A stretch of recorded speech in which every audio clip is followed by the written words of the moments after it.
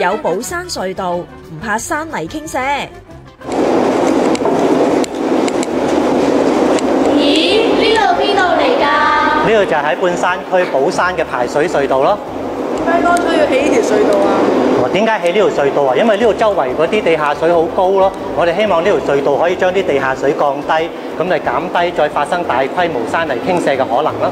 不如我哋入去隧道嗰度睇下好冇？好！呢度平日閒人免進，今次小蘋果獲得邀請，有機會一睹呢一個偉大嘅工程係點樣建構嘅。咁就呢個標代表啲乜嘢㗎？呢個標就係話俾我哋聽上邊嘅水壓有幾多咯。係咁，而家150即係有幾多水壓啊？150即係上邊我哋有成5層樓高嘅水壓住我哋啊！5層樓咁多嘅水點排走呢？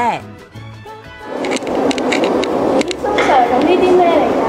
呢啲一支支嗰啲咧，就喺上邊咧可以收到啲地下水，將嗰啲水位降低嘅一啲儀器嚟嘅。蘇 Sir，啲水收咗之後會去到邊度啊？收咗之後咧，佢就跟住呢一條管咧，就會流咗落下邊，咁嗰啲渠咧就會將啲水帶走噶啦。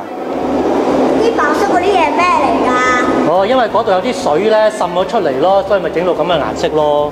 如果啲水漏咗落嚟，會唔會沖散呢度㗎？會沖散呢度啊？梗係唔會啦，因為佢後邊係啲石頭嚟㗎。